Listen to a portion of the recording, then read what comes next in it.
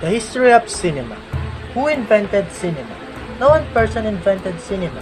However, in 1891, the Edison Company successfully demonstrated a prototype of the kinetoscope, which enabled one person at a time to view moving pictures. A kinetoscope was a forerunner of the modern film projector, an object containing a very small hole through which a person watched a movie in the early days of film. The first public kinetoscope demonstration took place in 1893. By 1894, the kinetoscope was a commercial success, with public parlors established around the world. First represented project moving pictures to paying audience were the Lumiere brothers. In December 1895 in Paris, France, they used a device of their own making, the cinematograph, which was a camera, a projector, and a printer all in one. What is the origin of cinema? The Lumiere brothers in France invented the cinematograph around the same time, which was a portable, handheld projector. The word cinema was born from this invention, and the brothers showed 10 short films on the projector in the world's first movie theater, the Salon in Vienna. Who introduced film in the Philippines? The first films shown in the Philippines were introduced in 1897 by Swiss entrepreneurs who showed this in rented hall on Scolpa Street in Manila. The one-arm films consisting of documentary strips and clips of events in Europe were shown 4 times in the evenings. Filipinos started making movies in 1990. However, it would be important to know that the film industry in the Philippines began through the initiative of foreign entrepreneurs. Cinematography. Cinematography is the art and process of movie photography. An example of cinematography are the decision made about lighting, camera filters, camera angles, and lenses when shooting a movie scene. Editing and effects. Types of editing. Video editing and effects includes cutting segments or trimming, resequencing clips and adding transitions, post-production tasks including titling, color grading, sound mixing to create new work. Sound and music. Some sort of sound is always used to enhance the movie experience. Films are produced using 3 types of sound: human voices, music, and sound effects. These 3 types of sounds are crucial for a film to feel realistic for the audience. Sounds and dialogue must perfectly sync with the action in a film without delay and must sound the way they look. Film directing or director. A film director controls a film's artistic and dramatic aspects and visualizes the screenplay or script, while guiding the technical crew and actors in the fulfillment of that vision. The director has the key role in choosing the cast members, production design, and all the creative aspects of filmmaking. Director must have answers in every question, and every answer must serve the story, flexible, creativity, leadership, and etc. The it factor. It factor is very elusive as it refers to the hard-to-define quality that makes someone special and outstanding. Sometimes the it factor is used interchangeable with the X factor or secret factor, inferring the mysterious nature of someone's charisma. Plot. How does the story develops, unfolds? It is the story highlights. When we say plot, that is the story highlights. Ito yung pinaka-krema ng isang istorya. Ito yung pinakasagot sa lahat ng bakit ng mga manonood. Ito yung reason kung bakit nagawa tong storya na to. Ito rin yung reason kung bakit ganun yung mga akto ng mga karakter sa isang istorya. Para bang naglalabas siya ng isa pang istorya. Kaya minsan napapasabi yung mga viewers na, kaya pala ganito yung isang karakter na to. Kaya pala merong ganitong instances sa kwento na to. Kasi ganito yung plot niya. Ganito yung reason niya. Ito yung reason niya kung bakit ganito. That is plot. That is the highlight of the story. Attraction. The term cinema of attraction can be defined as a cinema that displays its visibility, willing to rapture a self-enclosed fictional world for a chance to solicit the attention of the spectator. When we say attraction, ito yung paglalabas ng mga kopya ng mga papanoorin o ng mga babasahing libro. Like, book signing, ganon. May mga ganon silang palabas dahil para maengganyo yung mga magbabasa o manunood ng istoryang ginawa nila. Kaya nga meron din tayong tinatawag na trailer kasi parang brief summarization of the story to gain a attention. Parang nagigain sila ng attention sa ibang tao para makapagpahatak sila ng mga manunood, ng mga viewers, ng mga readers sa isang kwento. Theme, a specific and distinctive quality, characteristic, or concern. Theme is usually about life, society, or human nature, but can be any other subject. Themes are the fundamental and often universal ideas explored in the work. Themes are usually implied rather than explicit stated. When we say themes, ito yung bakit ba ginawa yung kwentong to? Ano ba yung kwentong to? Diba? Yun yung mga sinasagot ng theme, bakit to ginawa at ano tong kwentong to? Is it horror, comedy, romance, or historical? When we say theme, it is one of the important things that we must think before making a story. Because nakasalalay din minsan yung theme sa mga manunood o mga viewers o readers. Kasi minsan sinasabi nila, teka, maghahanap nga ako ng historical. Pag nahanap nila yung librong yon o yung movie na yun, yun yung pipiliin nila. Kahit hindi nila alam yung background ng music or ng movie or ng book na yun. Theme is one of the important things. When we say theme, it should be specific. Hindi dapat sali-saliwa. Yes, theme is the idea explored in the work. Acting, the art or practice of representing a character on a stage or before cameras. When we say acting, ito yung gagawin ng isang karakter. Pero bago yung gawin ng isang karakter, kailangan kilala niya muna yung buong karakter niya. Bago niya gawin, kailangan malaman niya muna bakit niya gagawin. Halimbawa, Bobby. 4 sisters in a wedding. Si Bobby, bakit ba ganun si Bobby? Ano ba si Bobby nung bata pa siya? Sino ba si Bobby nung bata pa siya? Dapat lahat masasagot. Sabi nga dun sa isang webinar, from head to toe, kailangan kilala mo yung character na yun bago mo i-portray yung acting na yun. Yung acting na kailangan mong i-portray sa character na yun. Kailangan mong kilalanin muna yung character bago mo gawin yung isang acting na yun. Acting is representing a character. And also, that is art. Dialogue is a spoken conversational exchange between two or more people. When we say dialogue, that is a conversation between two or more people. Minsan ginagamit ang dialogue na to sa acting, sa matuhan ng mga linya ng mga karakter.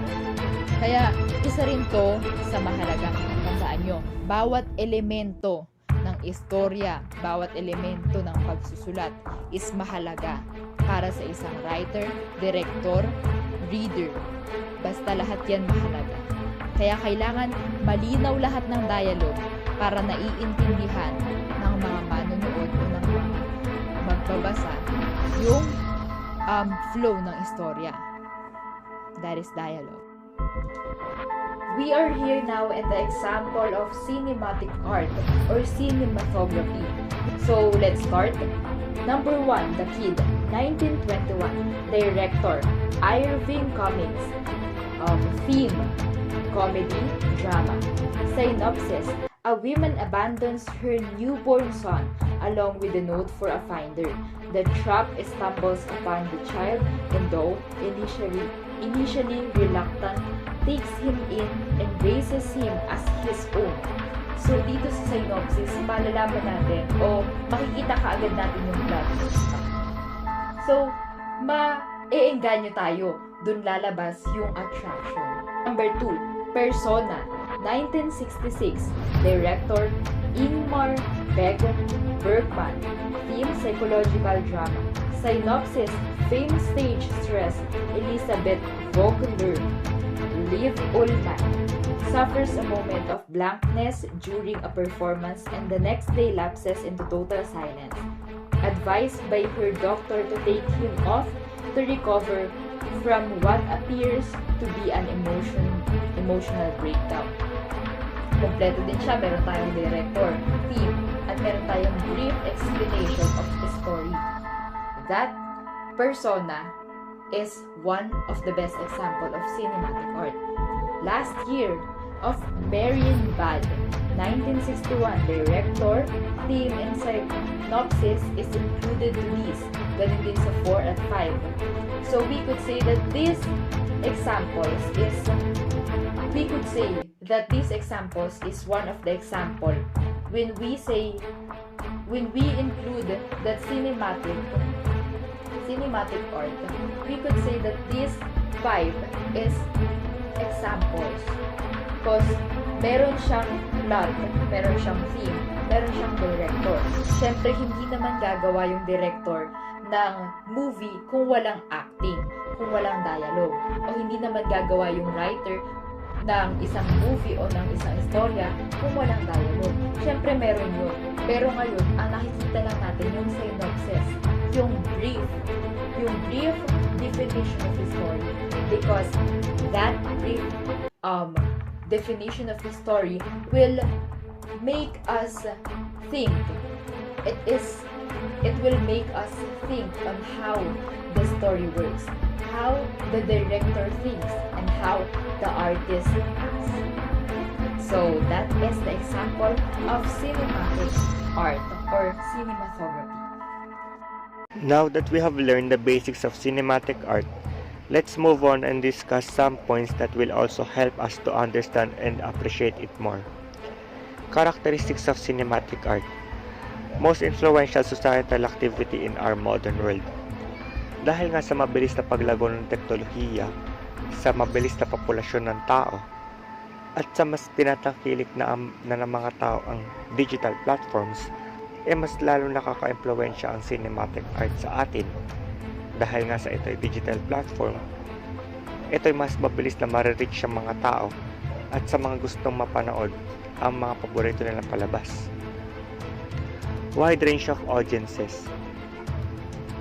Dahil nga ang cinematic art and digital platform, ito'y mas marami nako-covered na audience o manonood. Hindi lamang sa simpleng panonood lang sa cinema mall, sapat na.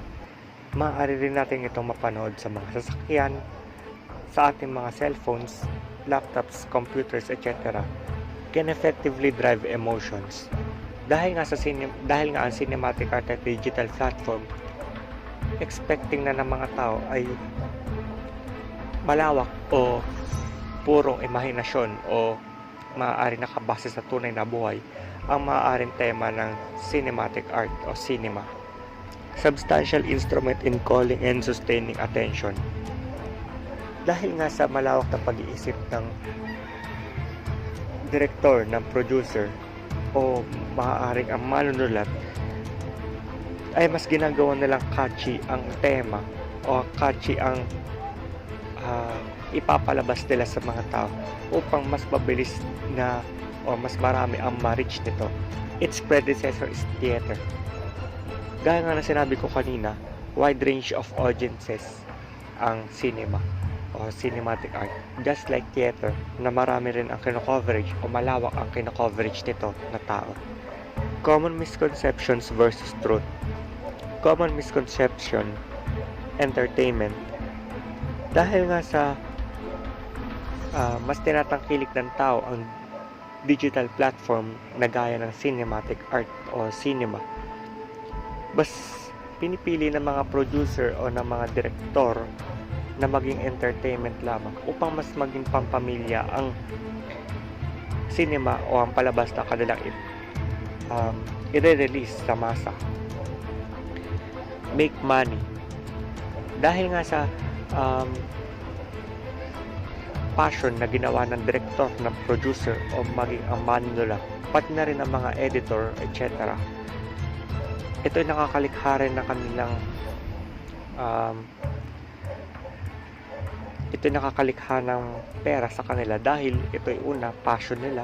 Pangalawa, if maging blockbuster ang kanilang palabas, ito ay malaking kita, hindi lamang sa kanila, pati na rin sa mga gumaganap. At pangatlo, ito ay napili nilang profesyon, ito ay napili nilang trabaho. Sa gayon, ay kikita talaga sila. Show controversial topics. Sa show controversial topics, ito ay seryoso ng usapan. Bakit?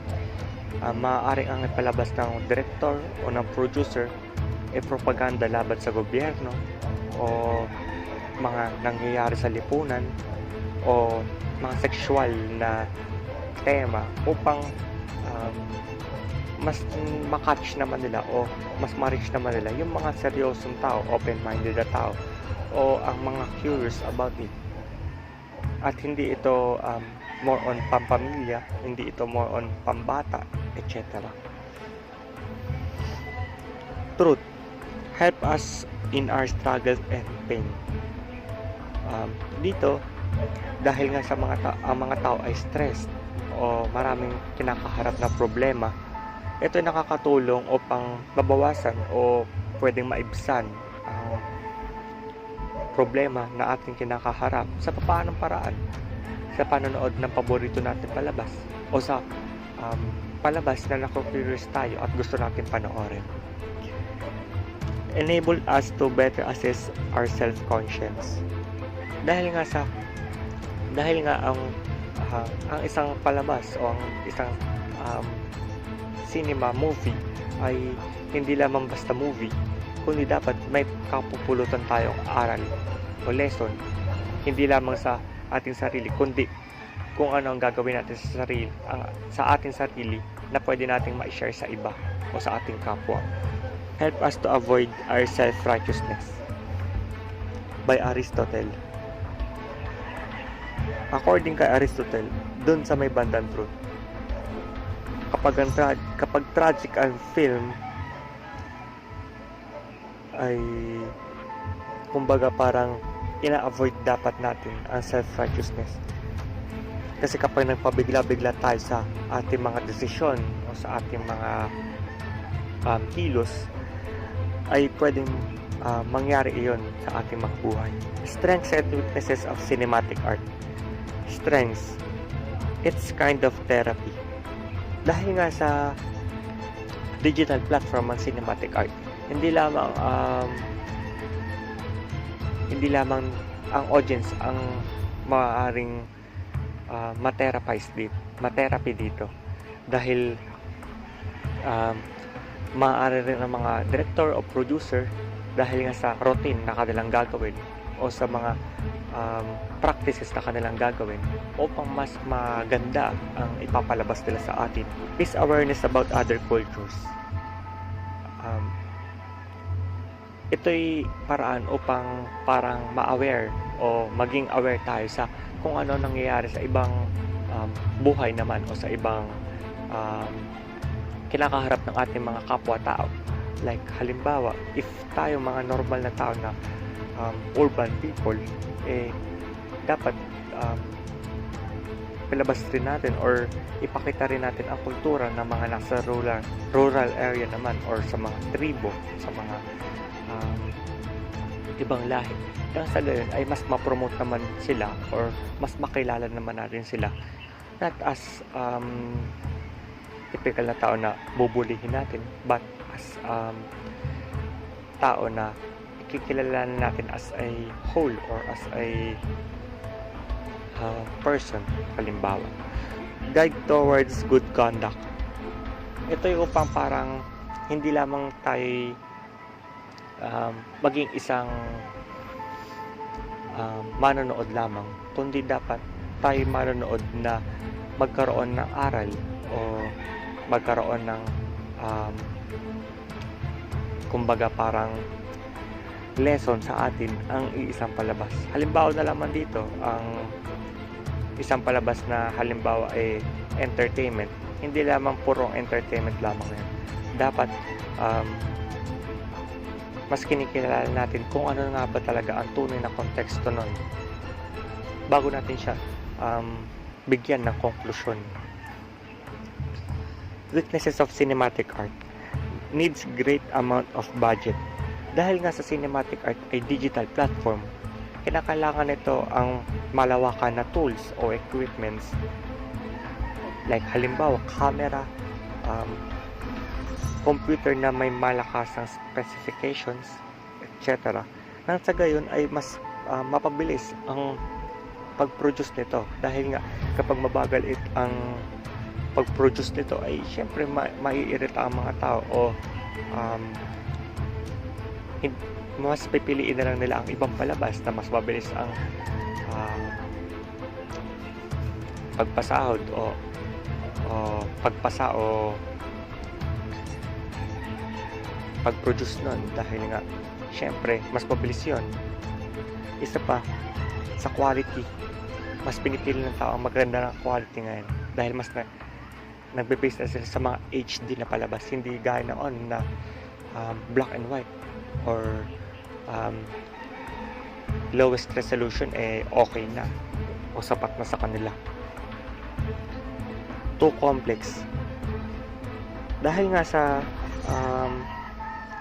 cinematic art ay malawak talaga, expect natin na malawak talaga ang cinematic art dahil ito ay paiba-iba ng genre o maraming producer, maraming director o maraming manunulat na gustong ma-share o gusto nilang maipalabas o ma-share ang kanilang naiisip o kanilang imahinasyon na nabubuo sa kanilang mga isipan.